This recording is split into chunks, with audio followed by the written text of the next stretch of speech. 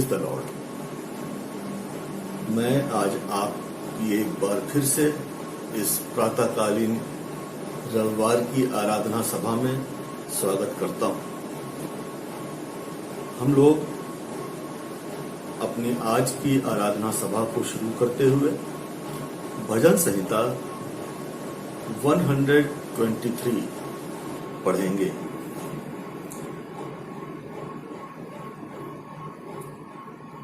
हे स्वर्ग में विराजमान, मैं अपनी आंखें तेरी ओर लगाता हूं। देख, जैसे दासों की आंखें अपने स्वामियों के हाथ की ओर और जैसे दासियों की आंखें अपनी स्वामिनी के हाथ की ओर लगी रहती हैं, वैसे ही हमारी आंखें हमारे परमेश्वर यहोवा की ओर जो उस समय तक लगी रहेंगी जब तक वह हम पर अनुग्रह ना करे। हम पर अनुग्रह कर, हे यहोवा, हम पर अनुग्रह कर, क्योंकि हम अपमान से बहुत ही भर गए हैं।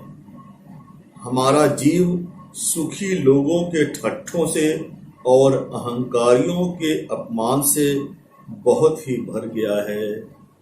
आमीन।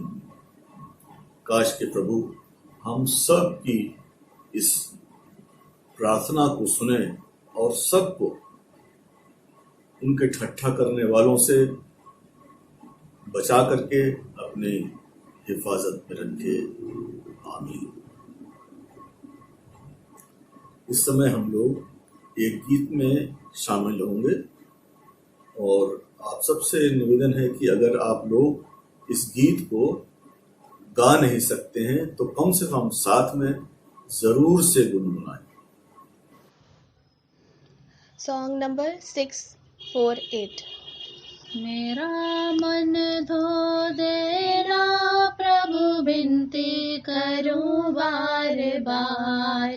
मेरा मन धो देना प्रभु, विनती करूं बार बार। मन मेरा हो गया पापों से मैला, मन मेरा हो गया पापों से मैला। मैं धोते धोते हुआ लाचार प्रभु, मैं धोते धोते हुआ लाचार प्रभु, विनती करूं बार बार। मेरा मन धो देना प्रभु, विनती करूं बार बार। मैंने भूल करी बड़ी भारी, मैंने भूल करी बड़ी भारी।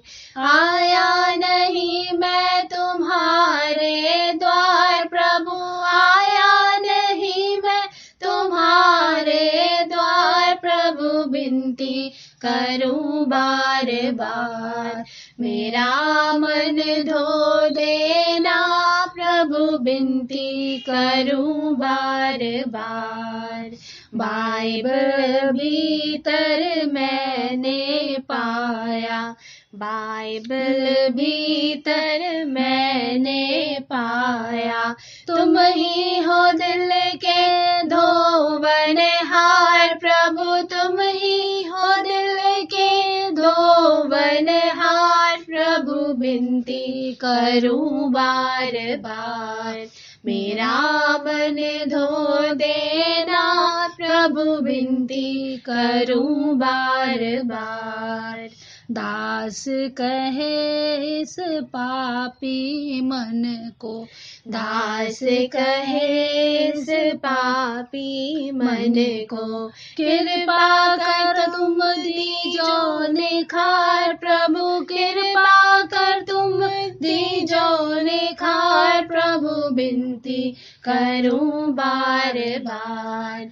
मेरा मन धो देना प्रभु, विनती करूं बार बार। हम लोग साथ साथ रसूलों का अकीदा दोहराएंगे।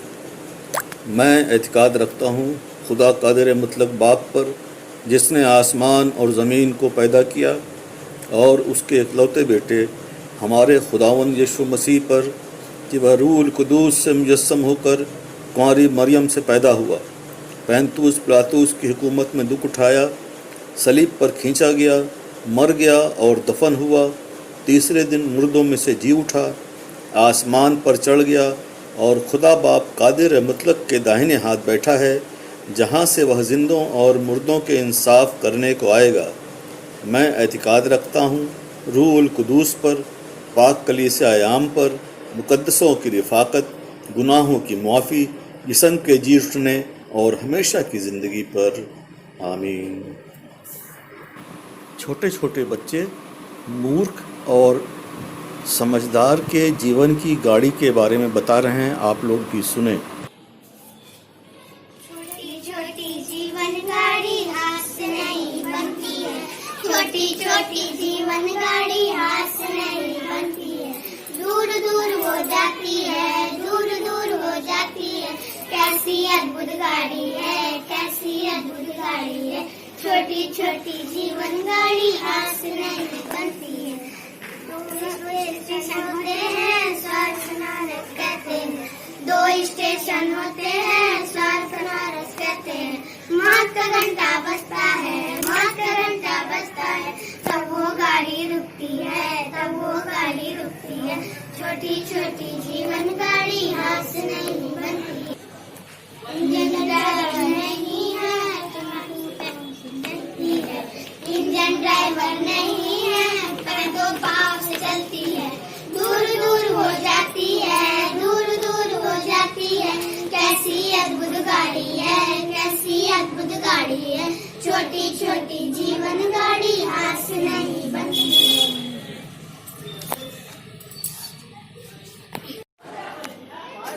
बालू पर मूर्ख ने बनाया अपना घर, बालू पर मूर्ख ने बनाया अपना घर, और जोर की बारिश आई, और जोर की बारिश आई और तूफान भी उठा, और जोर की बारिश आई और तूफान भी उठा, और जोर की बारिश आई और तूफान भी उठा, और मून का घर गिर गया, और मून का घर गिर गया, चट्टान बुद्धिमान ने बनाया अपना घर, चट्टान बुद्धिमान ने बनाया अपना घर, और जोर की बारिश आई, और जोर की बारिश आई और तूफान भी उठा, और जोर की बारिश आई और तूफान भी उठा, और जोर की बारिश आई और तूफान भी उठा, और बुद्धिमान का घर सिंदरा, बुद्धिमान का घर सिंदरा, लड़के लड़कियों का सजाना चाहो, लड़के लड़कियों का सजाना चाहो,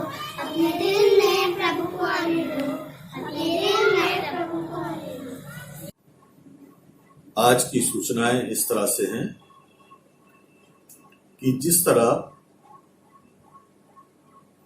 हर रविवार को सुबह 10 बजे से हमारी प्रार्थना सभा होती है, आने वाले संडे को भी सुबह 10 बजे से हमारी रविवार की आराधना सभा होगी। एक निवेदन और भी आप लोगों से करना है,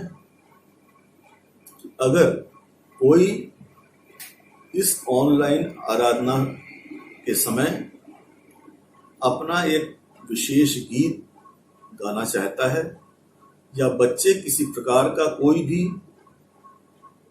गीत गाना चाहते हैं, कुछ वचन से याद करके या पढ़ के सुनाना चाहते हैं, तो हमको जरूर से व्हाट्सएप नंबर पे सूचित कर दें। हम सब एक और गीत में शामिल होंगे।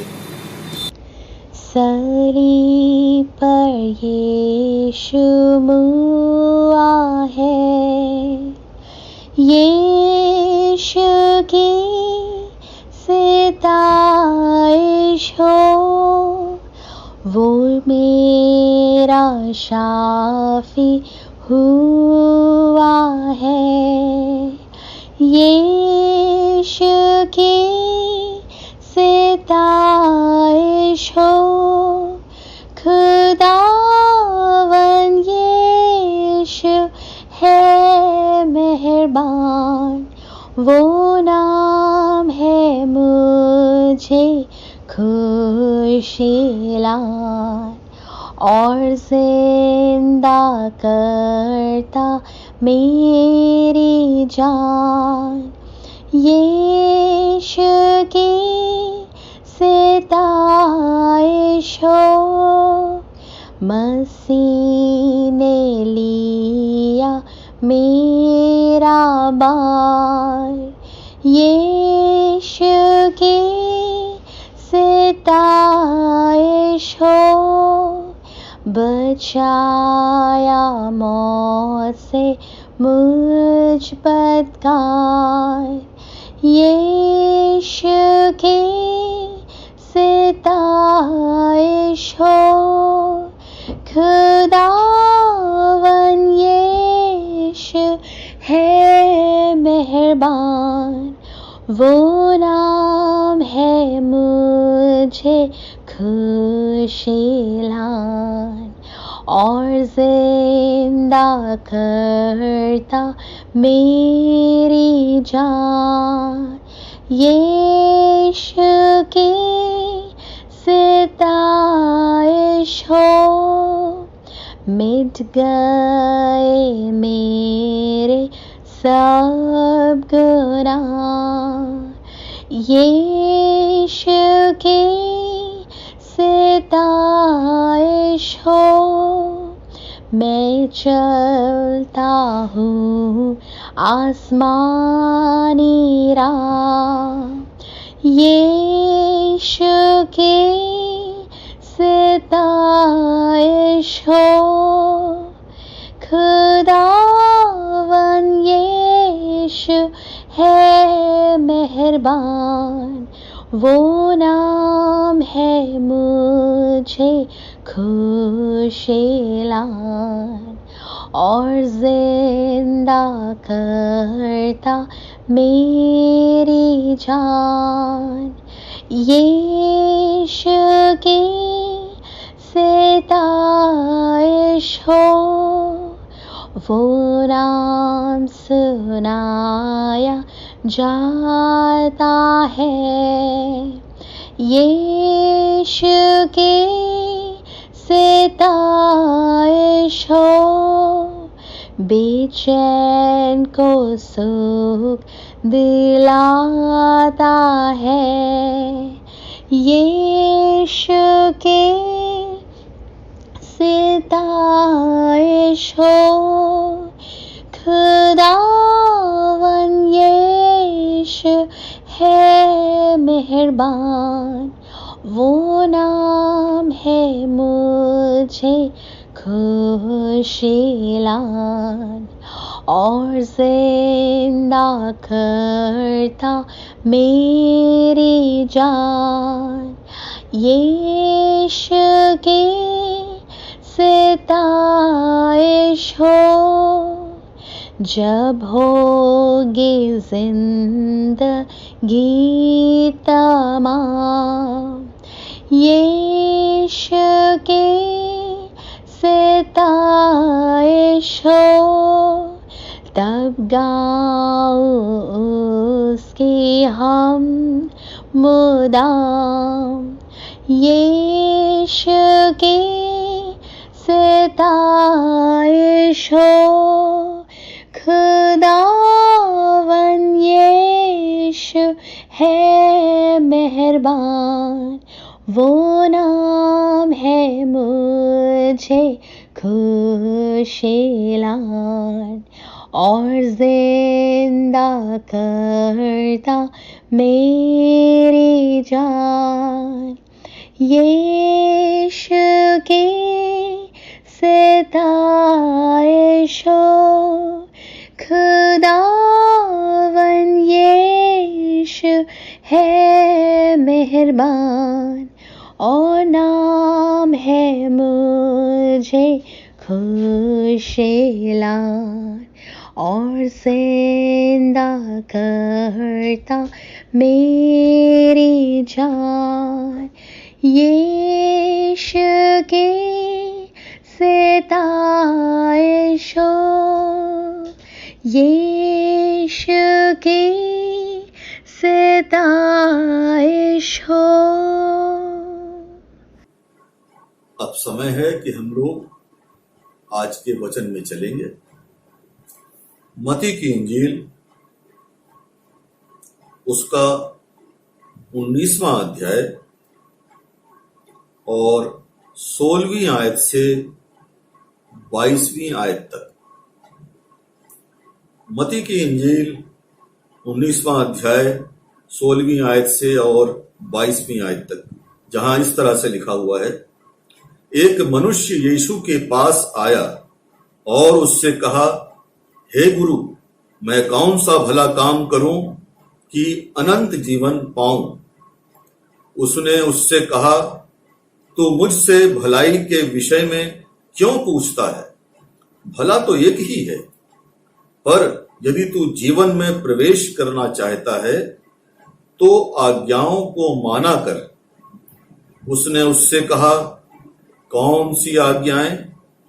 यीशु ने कहा, यह कि हत्या न करना, व्यभिचार न करना, चोरी न करना, झूठी गवाही न देना, अपने पिता और अपनी माता का आदर करना और अपने पड़ोसी से अपने समान प्रेम रखना। उस जवान ने उससे कहा, इन सब को तो मैंने माना है, अब मुझ में किस बात की घटी है? यीशु ने उससे कहा, यदि तू सिद्ध होना चाहता है तो जा, अपना माल बेचकर कंगालों को दे और तुझे स्वर्ग में धन मिलेगा, और आकर मेरे पीछे हो ले। परंतु वह जवान यह सुनकर उदास होकर चला गया, क्योंकि वह बहुत धनी था। परमेश्वर अपने वचन के पढ़े जाने और सुने जाने पे आशीष दे। आमीन। आइए हम प्रार्थना में चलें। ओ प्यारे पिता परमेश्वर, बड़ी इज्जत बड़े सम्मान के साथ अपने सर को झुकाए हुए हम आपके सामने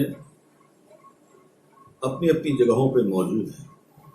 प्यारे पिता परमेश्वर, मैं अपने आप को आपके हाथों में सौंपता हूं और आपसे प्रार्थना करता हूं।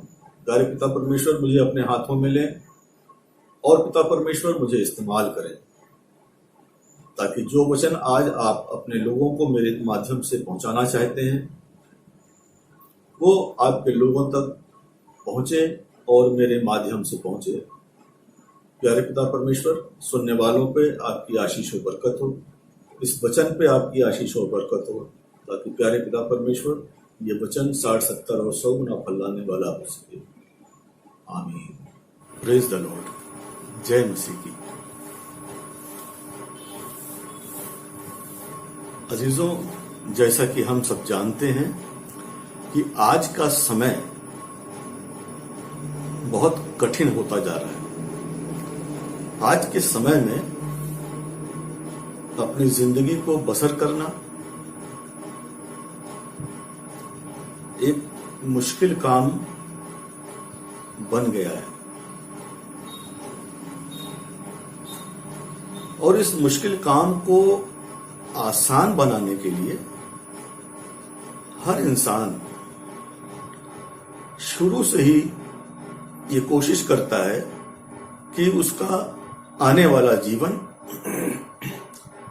आने वाले समय में अच्छा और ठीक ठाक रहे, ताकि इस जीवन में उसको जो जरूरी चीजें हैं वो मिलती रहें, जो उसकी जरूरत है वो पूरी होती रहे, और इसके लिए वो अपने जीवन के शुरू में ही प्रयास शुरू कर देता है। जैसे माँ बाप अपने बच्चों को स्कूल भेजते हैं, पढ़ना लिखना सिखाते हैं, लेकिन अगर माँ बाप कुछ दूसरे नजरिए के हैं कि जिंदगी में अच्छे ढंग से जीने के लिए ये जरूरी नहीं है कि आप पढ़े लिखें, आप कुछ टेक्निकल काम करके भी अपनी जिंदगी को अच्छी तरह से चला सकते हैं। ये सारी बातें आपके सोचने के ऊपर निर्भर करती हैं कि आप कैसा सोचते हैं, आप कैसे माहौल में रहते हैं, और उसी सोच और उसी माहौल की सोच के नाते ही आप ये सब चीजों के ऊपर फैसले ले पाते हैं। ऐसा नहीं कि जो लोग पढ़ाई लिखाई करने में अपना इंटरेस्ट रखते हैं कि पढ़ लिख करके हम एक अच्छी जिंदगी बिता सकते हैं, वो गलत है। और ना ही हम ये कह सकते हैं कि जो लोग टेक्निकल हैंड होने के नाते अपनी जिंदगी को बिता रहे हैं, बल्कि वो भी सही हैं अपनी जगह पर।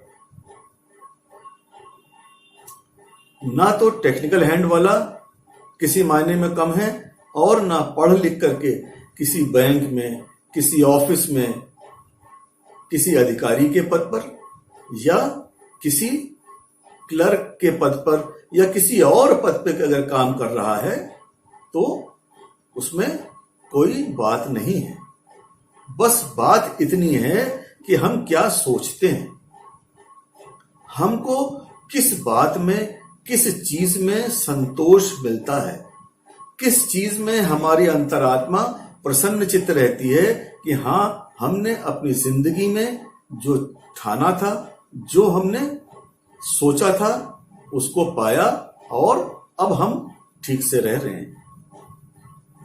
और ठीक से रहने की क्या बात है, इसको भी थोड़ा सा हम समझने का प्रयास करें। ठीक से रहने का बहुत लोगों के लिए ये मतलब होता है कि मैं अपने परिवार की जरूरतों को पूरा कर सकूं। ठीक से रहने का किसी के लिए ये मतलब हो सकता है, किसी के लिए ये मतलब भी हो सकता है कि मैं अपने परिवार की जरूरतों के साथ साथ अपनी जरूरतों को भी ठीक से पूरा कर सकूं और अपने मित्रों की जरूरत पड़ने पर मदद कर सकूं, अपने समाज में लोगों की मदद कर सकूं। वहीं कुछ लोग ये भी सोचते हैं कि ठीक से रहने का मतलब ये है कि मैं अपनी जिंदगी में अपनी जरूरतों को पूरा कर सकूं और अपने परिवार की जरूरतों को पूरा कर सकूं और अपने अजीज रिश्तेदारों, मित्रों की कुछ जरूरतों को पूरा कर सकूं। कुछ लोग ऐसे भी हैं जो ये सोचते हैं कि शादी ब्याह करना जरूरी नहीं, अकेले रह करके भी हम इस जिंदगी को बिता सकते हैं। और वो ये सोचते हैं कि अच्छे से रहने का मतलब यह है कि हम अपनी जिंदगी को अच्छे ढंग से बिताएं। जो कुछ हमने सोचा है, जो कुछ भी बचपन में या जवानी में हमने सोचा है कि हम इस तरह से रहेंगे, हम इस तरह से अपने शौक पूरे करेंगे, हम इस तरह से इस काम को करेंगे, उन सभी कामों को हम पूरा करें और अपनी इस जिंदगी को आराम से, ऐशो आराम से बिता सकें। अजीजों, सबकी अपने अपनी सोच और अपना अपना नजरिया है। मैं आज आप लोगों के सामने अपने उन जवानों को रखना चाहता हूं जो इस सोच के साथ आगे बढ़ रहे हैं कि हम अपने इस जिंदगी में इस मुकाम तक पहुंचेंगे। उन्होंने एक अपना गोल निर्धारित कर लिया है कि हम ये बनेंगे, हमको ये बनना है और इसके लिए उन्होंने एक निश्चित कल्पना कर रखी है कि ये हम अपनी जिंदगी में होना चाहते हैं और या बनना चाहते हैं। ये जो चीजें हैं, इनको पाने के लिए अगर शुरू से प्रयास ना करा जाए तो इस भागम भाग की, इस कंपटीशन की जिंदगी में ये काम आसान नहीं हो जाते, मुश्किल होते हैं ये।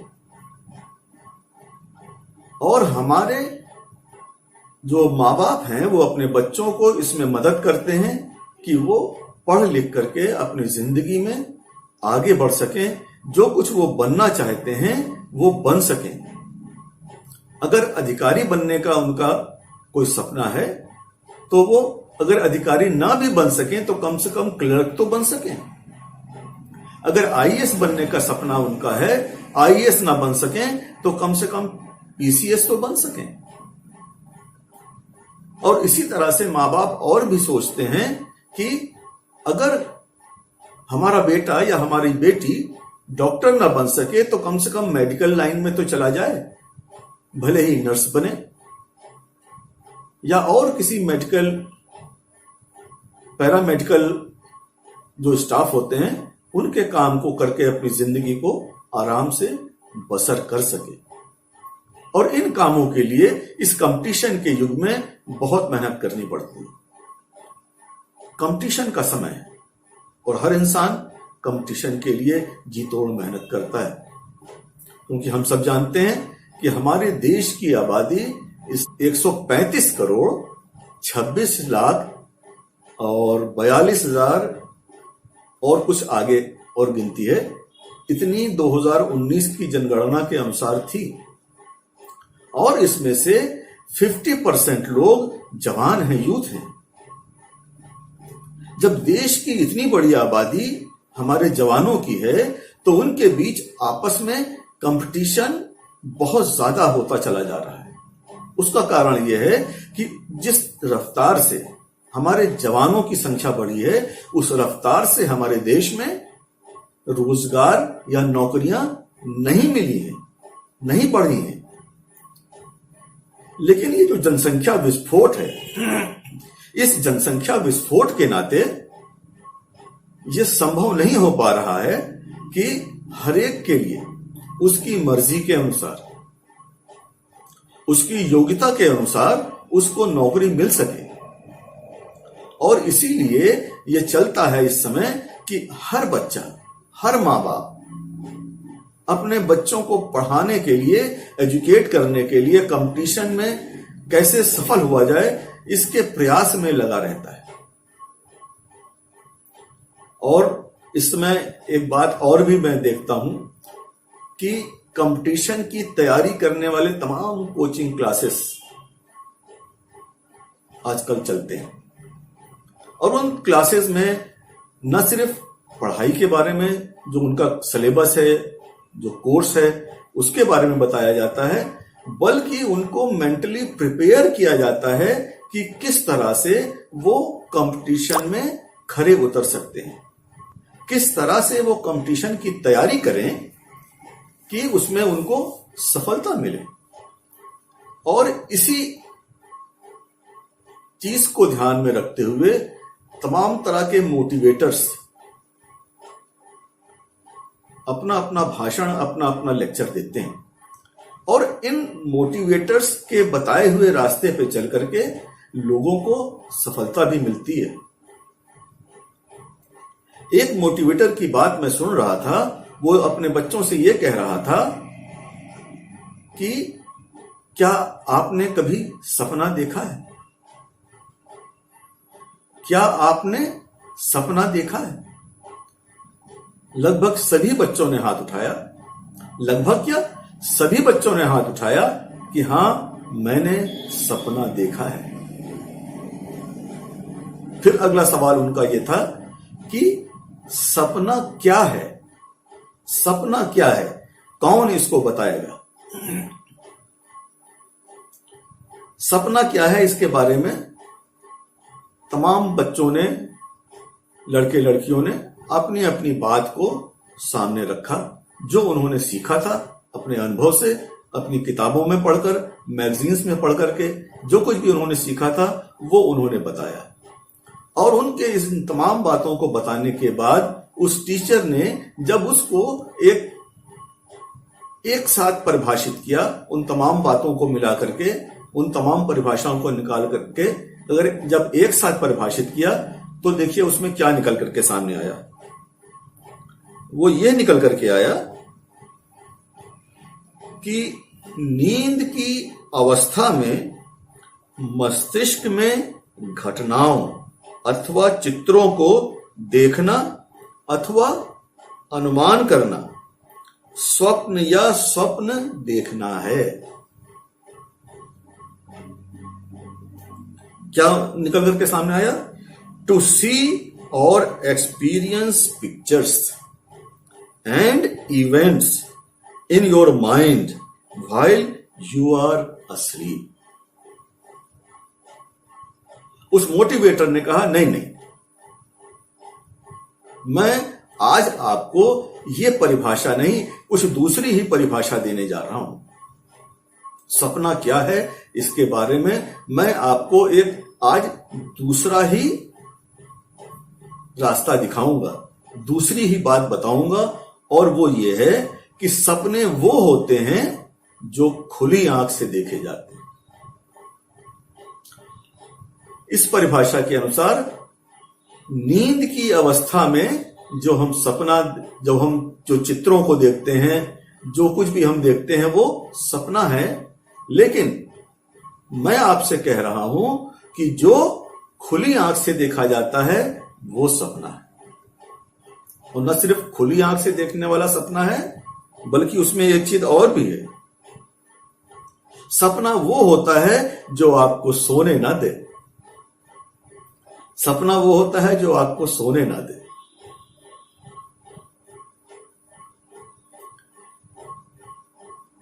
बच्चों के दिमाग में अलग अलग तरह के विचार लाजमी है कि आएंगे, क्योंकि सपने की जो डेफिनेशन, ड्रीम की जो डेफिनेशन उन्होंने सीखी थी और समझी थी, और जो सारे बच्चों के मिलाकर के एक कंबाइन एक परिभाषा बनाई गई थी, उसमें यह था कि नींद की अवस्था में जो पिक्चर्स देखी जाती हैं, नींद की अवस्था में जो कुछ भी हम कल्पना करते हैं, जो कुछ भी हम देखते हैं, वो सपना होता है। लेकिन हमारे सर तो कह रहे हैं कि सपना वो है जो खुली आंखों से देखा जाता है, और सपना वो है जो सोने नहीं देता। इस बात को उनके टीचर ने क्लियर करते हुए उनसे बताया कि सपना ये नहीं कि जो आप आंख बंद करके देख रहे हैं, बल्कि सपना ये है कि आप अपनी जिंदगी में क्या बनना चाहते हैं, आप अपनी जिंदगी में क्या होना चाहते हैं, आप अपने जीवन में किस मुकाम पे पहुंचना चाहते हैं। यह भी एक सपना है, और यह सपना आंख बंद करके नहीं देखा जाता, बल्कि यह सपना आंख खोल करके देखा जाता है। इस सपने को देखने के लिए आपको अपनी आंखें खुली रखनी है। आपको इस संसार में तमाम सब चीजों को देखना है, सोचना है, समझना है, और यह निश्चित करना है कि आप किस जगह पर पहुंच सकते हैं, और आप उस बात के लिए प्रयास करें, रात दिन एक कर दें। और जब आप ऐसा करेंगे तो हर समय आपके दिमाग में वो बात गूंजती रहेगी कि मुझे इस मुकाम पे पहुंचना है, मुझे इस मुकाम पे पहुंचना है, मुझे इस मुकाम पे पहुंचना है। और उस मुकाम पे पहुंचने के लिए जो जरूरी चीजें हैं, जो जरूरी बातें हैं, वो सब आप पूरी करेंगे।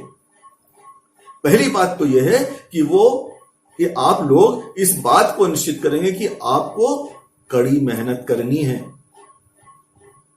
कंपटीशन के लिए तैयारी करने में कड़ी मेहनत करनी है, रात दिन एक कर देना है,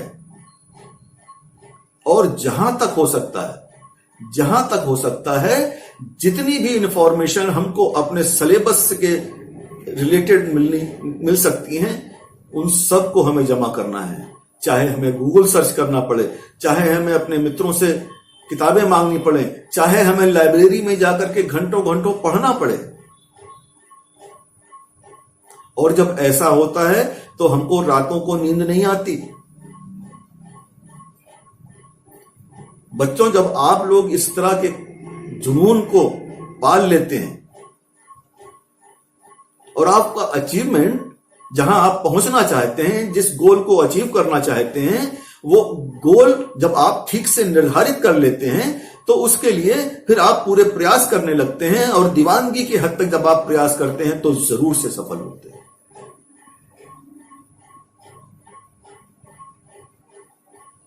ये तो बात उस मोटिवेटर ने अपने बच्चों को बताई थी।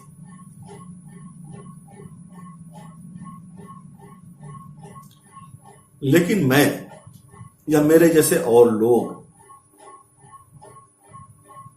जो आपको प्रभु के रास्ते के बारे में बताते हैं,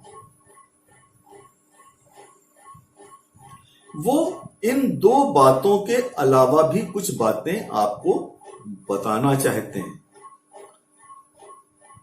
ये दो बातें तो शामिल हैं ही हैं कि आप कड़ी मेहनत करें, अपना गोल निर्धारित करें, आप सोच लें कि आपको क्या बनना है, और उस गोल को पाने के लिए आप रात दिन एक कर दें। ये बिल्कुल सही बात है। ये मोटिवेटर ने जो कुछ भी बताया बिल्कुल सही बताया है। लेकिन अजीजों, खास तौर पे मैं अपने जवानों से संबोधित हूं कि जवानों, इस बात को आप ठीक से समझिए कि सिर्फ यही दो बातें, कि खुली आंख से सपना देखना, और सपना वो होता है जो सोने नहीं देता, इसके अलावा भी बात है जो मैं आज आपको बताऊंगा।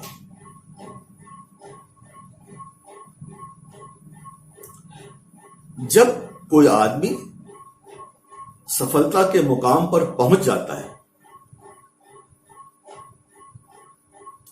जो कुछ उसने सोचा था कि मैं अपने परिवार की जरूरतों को पूरा करूंगा, मैं अपनी जरूरतों को पूरा करूंगा, मैं अपने घर बार, अपने माँ बाप, अपने भाई बहन, अपने रिलेटिव्स, जब कभी वो मुसीबत में आएंगे, मैं उनकी मदद करने के लिए तैयार रहूंगा।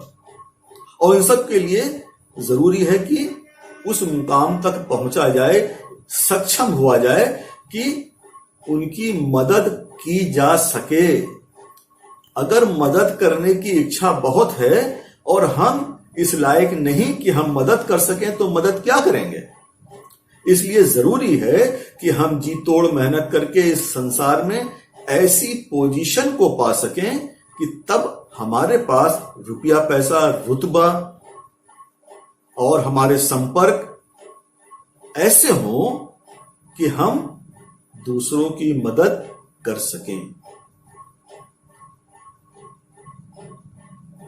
लेकिन जब ये सारी चीजों को हम करने लग जाते हैं,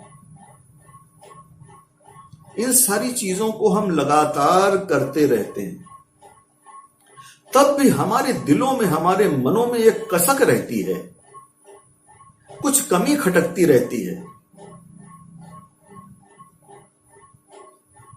कुछ कमी हमको दिखाई देती है, जिसको कि हम महसूस करते हैं, जिसको कि लोग महसूस करते हैं जो सफलता की सीढ़ियों पर ऊपर चढ़ चुके हैं। और वो कमी क्या है अजीजों? हम इसको बाइबल से देखेंगे कि वो कमी क्या है। मरकुस की इंजील और उसका 10वां अध्याय और 21वीं आयत, देखिए इस पे क्या लिखा हुआ है। यीशु ने उस पर दृष्टि करके उससे प्रेम किया और उससे कहा, तुझ में एक बात की घटी है। यीशु ने उस पर दृष्टि करके उससे प्रेम किया और उससे कहा, तुझ में एक बात की घटी है। जा, जो कुछ तेरा है उसे बेचकर कंगालों को दे दे, और क्या, और तुझे स्वर्ग में धन मिलेगा, और आकर मेरे पीछे हो ले। हम सब जानते हैं कि ये अध्याय या ये लाइन जो हमने अभी पढ़ी वो किससे रिलेटेड है। ये उस धनी युवक की कहानी है। कहानी नहीं, ये हकीकत है, क्योंकि ये यीशु मसीह कोई कहानी या दृष्टांत नहीं सुना रहे थे, बल्कि जब वो अपने जीवन में थे, इस संसार में थे, तो एक धनी युवक उनके पास आता है और उनसे पूछता है कि मैं अनंत जीवन पाने के लिए, जीवन का अधिकारी होने के लिए क्या करूं? अजीजों, इस 22वीं आयत इस तरह से कहती है, इस बात से उसके चेहरे पर उदासी छा गई। किस बात से?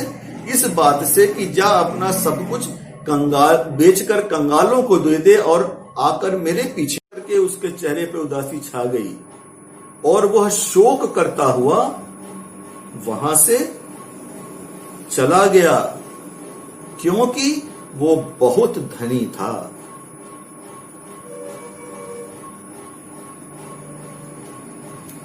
वो बहुत धनी था। जवानों, अजीजों, यहां मैं आपको इसी बात की ओर ध्यान दिलाना चाहता हूं कि कहीं आप सफलता की सीढ़ी पे चढ़ने के बाद इसी धनी युवक की तरह ये महसूस तो नहीं करते कि आपके अंदर अभी भी कुछ कमी है, कुछ घटी है जिसे आप नहीं पा सके हैं, और उस कमी और घटी को पूरा करने के लिए आपका मन बेचैन होने लगता है।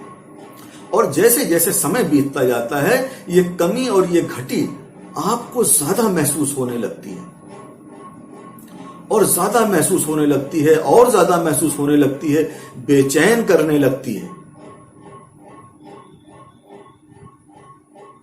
और जब बेचैन करने लगती है तब आपको तकलीफ होने लगती है कि ये जो कुछ मैंने इस संसार में बनाया, जो कुछ मैंने पाया, जिसके लिए मैं रात दिन मेहनत करी, रात दिन पढ़ाई करी, तमाम चीजें हमने अपने सैक्रिफाइस की, उनसे हमको क्या मिला? क्या मिला हमको? आज भी मैं अपने आप में पूर्णता नहीं महसूस करता हूं। आज भी मैं अपने अंदर कमी महसूस करता हूं।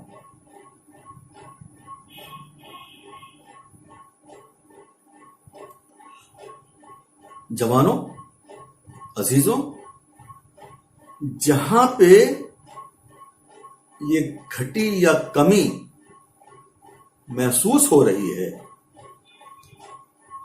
वहीं पे हमको ये बात ठीक से समझ लेनी चाहिए कि इसके पीछे कारण क्या है। अजीजों, इसके पीछे कारण ये है कि मोटिवेटर की बताई हुई इन बातों को तो हमने माना कि खुली आंख से सपने देखना चाहिए। सपने वो हैं जो सोने नहीं देते, लेकिन इन बातों के पहले भी एक बात आती है, और वो जो पहले बात आती है वो ये है कि अपने प्रभु परमेश्वर के हुजूरी में, अपने प्रभु परमेश्वर की बताई हुई बातों के ऊपर चलने के लिए भी हम तैयार हों। जब हम अपना गोल सेट करते हैं और इन बातों को देखते हैं कि हम ऐसे सपने देखेंगे जो हमको जिंदगी में सफलता के मुकाम पे पहुंचाएंगे, जिनको पूरा करने के लिए हम रात दिन एक कर देंगे, लेकिन उनके पहले हमको ये बात भी अपने उद्देश्य में, अपने गोल में रखनी चाहिए कि हम अपने जीवन में सफल होकर के इस संसार में, जैसा प्रभु यीशु मसीह ने बताया था कि भले सामरी बनो, भले सामरी की तरह रहो, उस उद्देश्य को हम पूरा करें। अगर हम फिर से ये सारी चीजें आपके सामने रखें तो पहला गोल ये होना चाहिए कि हे प्रभु, मुझे इस लायक बना, हे प्रभु मुझे सक्षम बना, मेरी मदद कर कि मैं भले सामरी की तरह से इस संसार में रह सकूं। पहली बात। और भले सामरी की तरह से इस संसार में रहने के लिए हे प्रभु मुझे ऐसे सपने देखने हैं जो मैं खुली आंख से देख सकूं। मुझे ऐसे सपने देखने हैं जो रात में मुझे सोने ना दें। लेकिन इन दोनों के पहले ये बात होनी चाहिए कि हे प्रभु, मैं सच्चा सामरी बनना चाहता हूं और उस सच्चे सामरी को बनने के लिए मुझे धन की आवश्यकता है, मुझे इस संसार में सफलता की आवश्यकता है, ताकि मैं सफल होकर के इस लायक बनूं कि मैं दूसरों की भी मदद कर सकूं। सच्चे सामरी का फर्ज, अच्छे सामरी का फर्ज मैं अता कर सकूं। और जब ये बात सामने आती है, जब ये इस बात हमारी जिंदगियों में आ जाती है कि हम जिंदगी में सफल होने के नाते, सफल होने के पहले जब हम अपनी तैयारी कर रहे हैं, तो उस समय हम इस बात को अपने दिमाग में रखें कि हमें इस संसार में सफल होने के लिए सच्चा सामरी बनना है। सच्चे सामरी को के फर्ज को पूरा करने के लिए ही हमें इस जीवन में सफलता चाहिए। अगर हम सिर्फ अपने लिए सफलता चाहते हैं, अगर हम सिर्फ अपने परिवार के लिए ही सफलता चाहते हैं, अगर हम सिर्फ अपने जात बिरादरी वालों के लिए ही सफलता चाहते हैं, तो ये सही नहीं है। और यही बातें आपको सोने नहीं देंगी, यही बातें आपको विचलित करती रहेंगी, यही बातें आपको अपने जीवन में खटकती रहेंगी, जैसे कि इस धनी युवक को खटक रही थी। और जब आप इस धनी युवक की तरह व्यवहार नहीं करते, जब आप अपना सब कुछ दूसरों को देने के लिए तैयार हो जाते हैं, प्रभु की सेवा को करने में अपने जीवन को लगाने के, अपनी कमाई को लगाने के लिए आप तैयार हो जाते हैं, तो आपके जीवन में फिर कोई कमी नहीं रह जाती है। और इस बात के लिए आपको शुरू से प्रयास करना होगा, इस बात को शुरू से अपने माइंड सेट में डालना होगा। ऐ माँ बाप, आप लोग सुने ध्यान से इस बात को।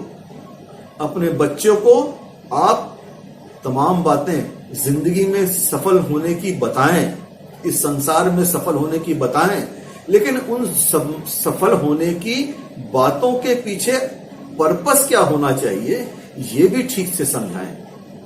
खाली अपने परिवार, अपने आप के लिए, अपने माँ बाप के लिए, अपने भाई बहन के लिए, अपने रिश्तेदारों के लिए, अपने अजीजों के लिए, अपने मित्रों के लिए, अपने समाज के लिए, अपनी जाति की बिरादरी के लोगों के लिए, अपने शहर के लोगों के लिए,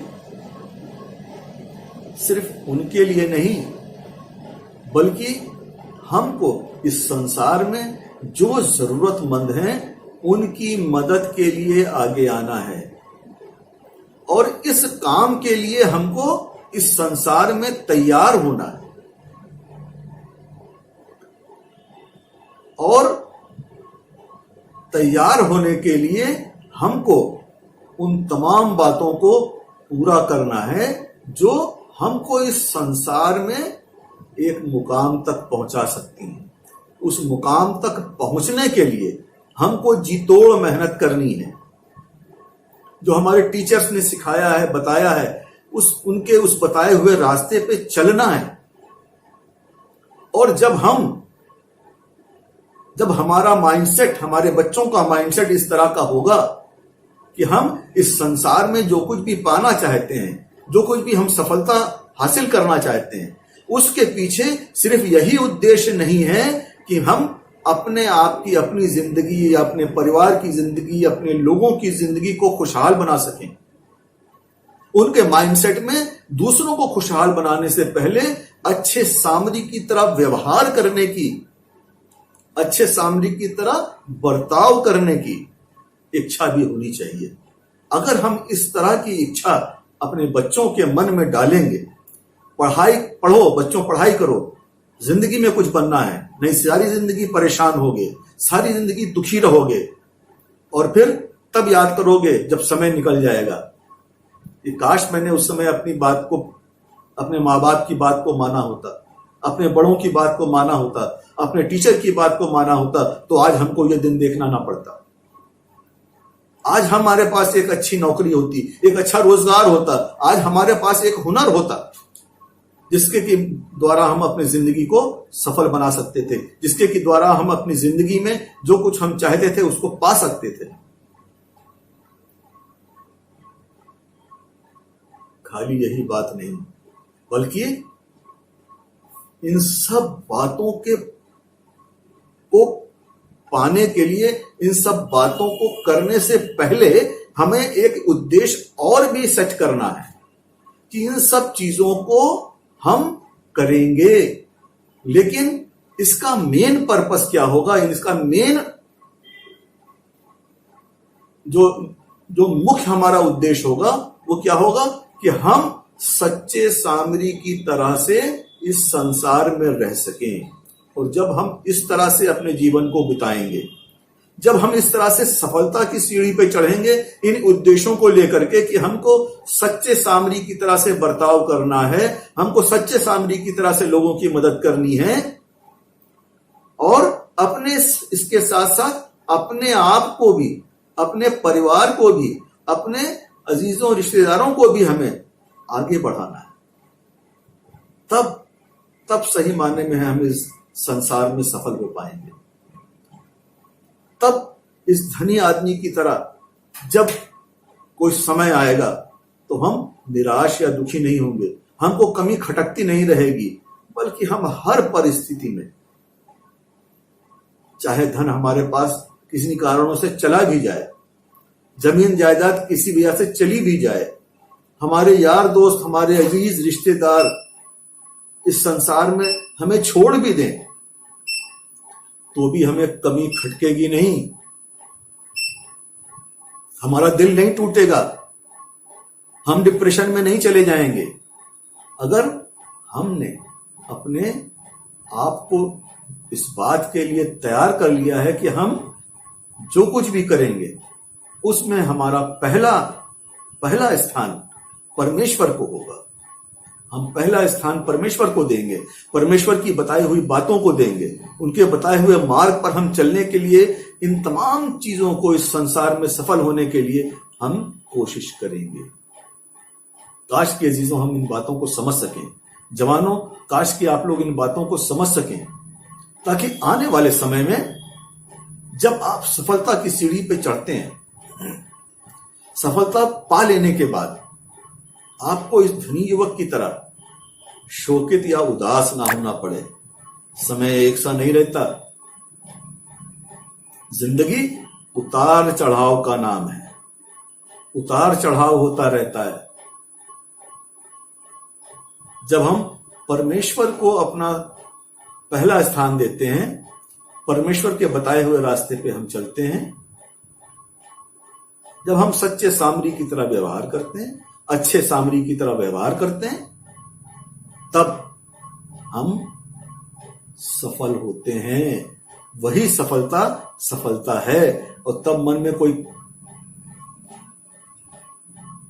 कांटा नहीं चुभ रहा होता है कि ये कमी कुछ है, कुछ कमी हमारे अंदर रह गई है, कमी सब दूर हो जाएगी। आइए हम प्रार्थना करें। प्यारे पिता परमेश्वर, बड़े इज्जत बड़े सम्मान के साथ अपने सरों को झुकाए हुए हम सब यहाँ मौजूद हैं। आपसे प्रार्थना है प्यारे पिता परमेश्वर कि हमारे जवानों को, हमारे माँ बाप को इस तरह की समझ और अकल दें कि वो अपने बच्चों को ये सिखा सकें, जवान इस बात को समझ सकें कि जिंदगी में सफल होने के जो तमाम तरीके इस संसार में बताए जाते हैं, उन तमाम बातों के पहले भी एक बात है, एक अच्छे सामरी की तरह एक्ट करना, एक अच्छे सामरी की तरह व्यवहार करना। और उस अच्छे सामरी की तरह व्यवहार करने के लिए इस जीवन में सफल होना जरूरी है।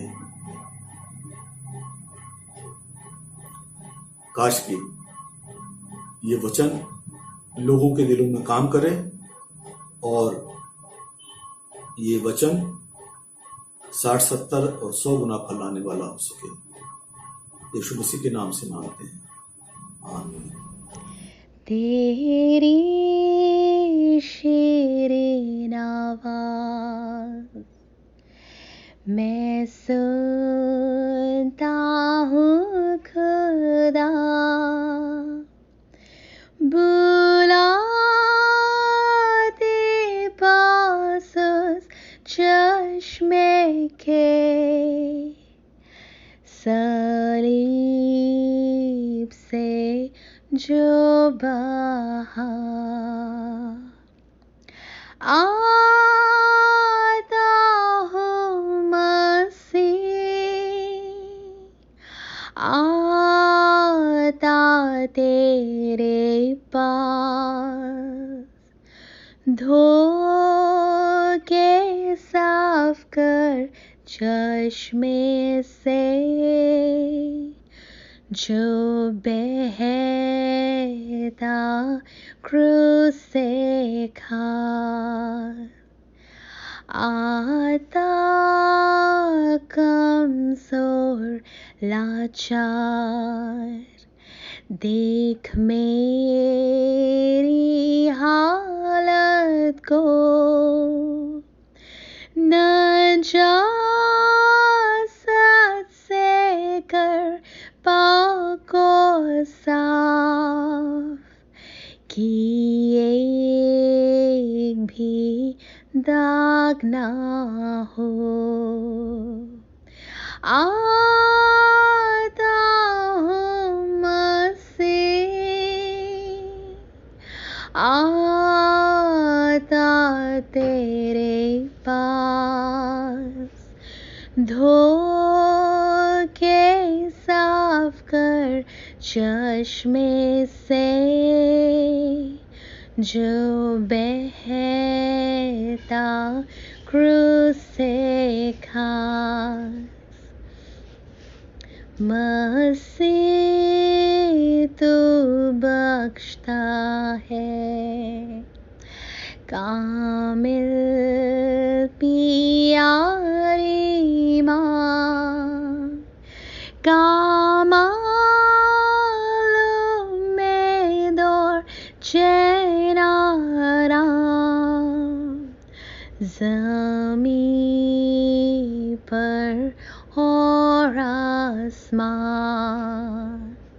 आता हूँ मसीह, आता तेरे पास, धो के साफ कर चश्मे से जो बहता क्रूस से खास। तहसी कफ़ारे को,